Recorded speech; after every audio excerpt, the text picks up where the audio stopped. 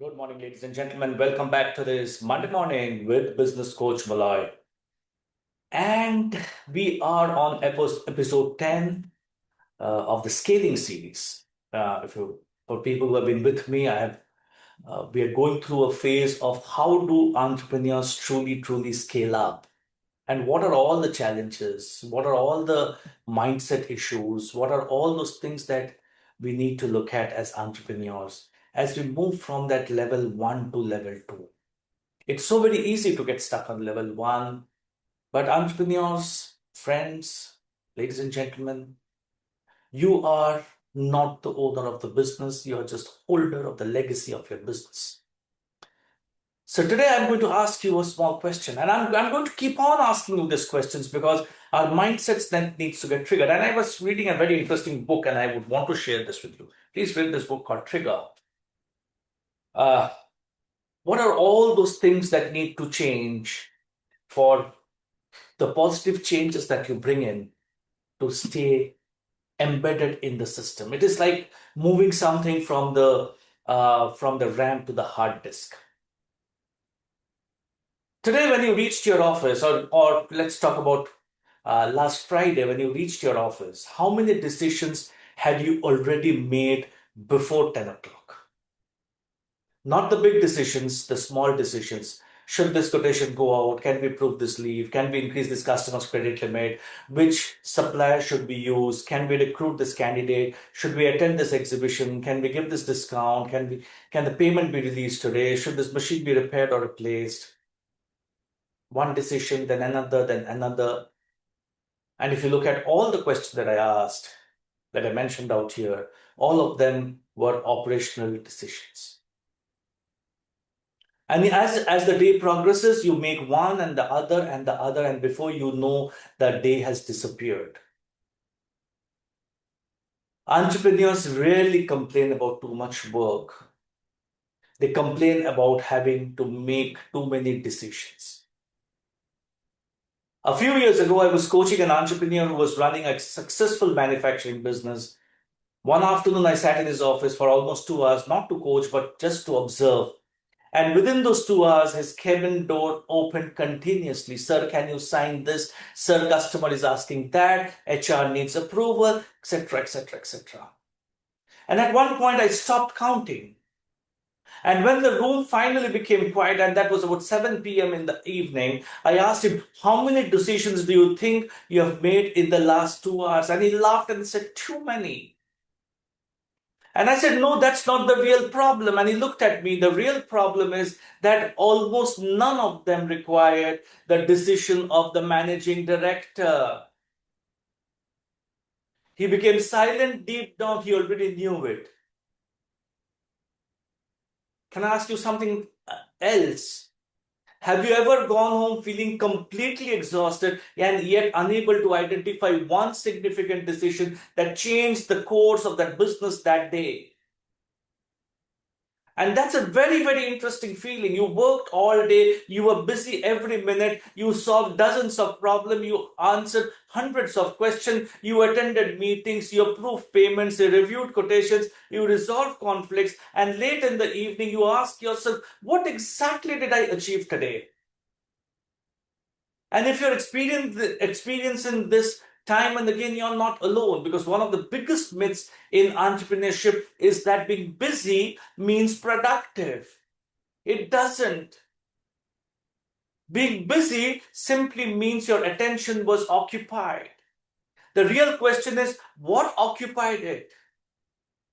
Attention is one of those very few resources that cannot be expanded. You can hire more people, you can raise more capital, you can buy more machines, you can manufacture more, but you cannot manufacture more attention.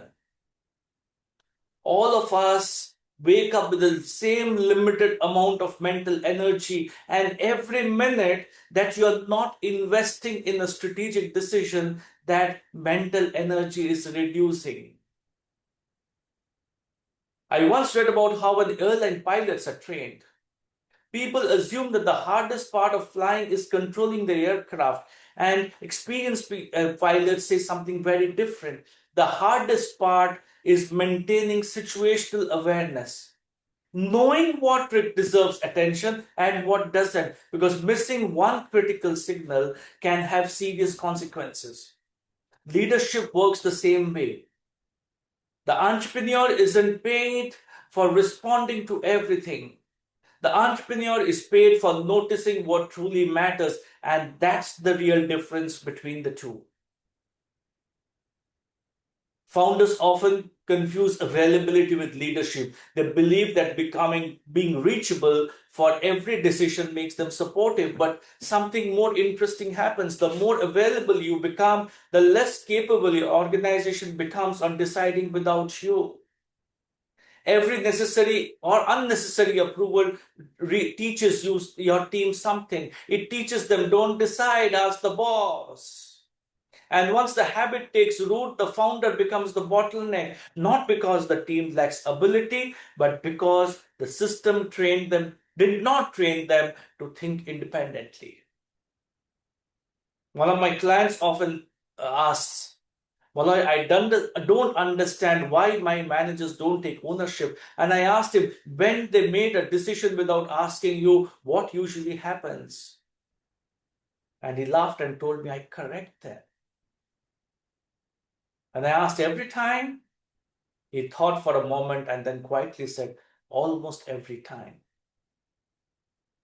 And that was our answer. You cannot ask people to own decisions while simultaneously teaching them that every decision will be corrected. Ownership grows when trusts exist. Imagine tomorrow morning your team had the permission to make 80% of the decisions they currently bring to you. What would happen? Most entrepreneurs immediately think chaos. Maybe initially, yes. Maybe some decisions would go wrong. Maybe some critical errors would be made. But how did you learn to make decisions? As an entrepreneur, did you learn to make decisions by reading books or by making mistakes? If we learned by making mistakes, then how can we expect our managers to become confident decision makers without ever letting them decide and without letting them decide or living under the fear of that I will make a mistake? Every decision a founder makes should pass one simple test. Is this the highest and best use of my attention? If the answer is no, someone else should eventually own it. Not because you're avoiding responsibility, because you're protecting the only resource or the one resource your organization can never replace, your ability to think clearly about the future. And here's the deeper truth. People don't always bring decisions to the founder because they have to. Sometimes it's simply easier. An employee has two choices: spend 30 minutes thinking a problem through or spend 2 minutes asking the boss. Which will they naturally adopt? Not because they're lazy, but because the system they have learned to work within. Ladies and gentlemen, not every decision deserves you. So if the founder shouldn't be making most of the decision, where does that line sit? And let me give you a simple way to think about it. The three bucket. Bucket number one, decisions only you can make. Vision, major capital allocation, who sits on your leadership team, whether to enter or exit a market. This genuinely requires the founder's judgment, context, and risk appetite. Keep this bucket one with you. Bucket two, decisions someone else could learn to make. Credit limits within a range, discount approvals, hiring within a defined role, vendor selection against agreed criteria. These don't require you. This requires a documented process and someone trained to operate within it. And bucket number three, decisions that should never have reached you in the first place. Leave approvals, routine payment releases, day-to-day scheduling. If they still land on your desk, that's not a decision problem, it's a design problem. And here's the uncomfortable exercise that I'm going to give you for 1 week. Every time someone brings you for a decision, silently ask yourself which bucket it belongs to. You will surprised how much of your day lives in bucket three. Decisions that never were yours to begin with, and only became yours because nobody ever told the organization otherwise. Once you can clearly see these decisions, and it will take time, these decisions and the buckets, it takes time. The next question is practical. How do you actually hand decisions back? Not all at once, not by simply announcing, stop asking me, that creates anxiety, not ownership. Start with bucket three, the decisions that never needed you. Pick three of them this month. Write down the boundary that can be approved, up to what limit, under what condition. Hand it over to the person already closest to that decision. Tell them explicitly, this is now yours. I will not overturn it if you stayed within this boundary.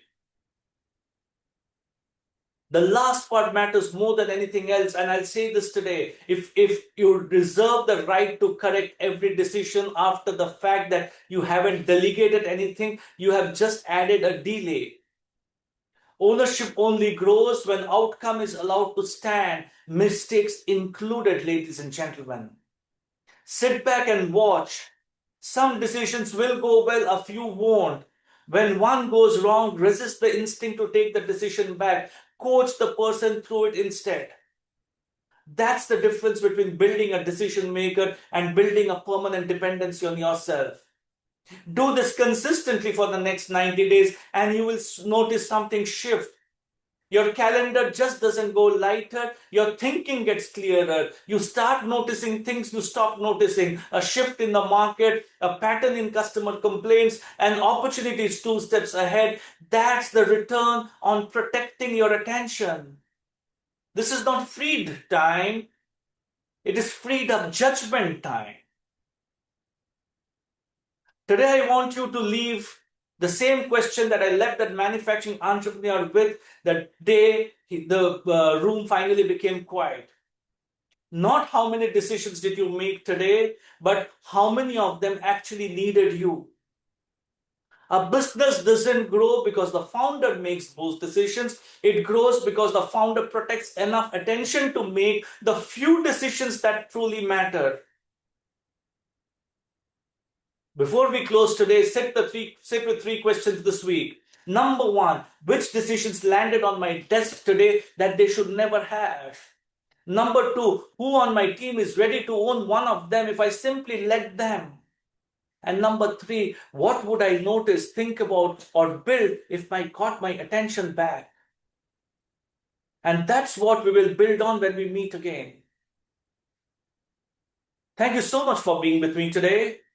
If this has reached one entrepreneur, share it with somebody that truly needs it. Somebody who's truly busy every single day and quietly getting exhausted and burnt out. A dear friend of mine has to work on Sundays to cover up the work backlog.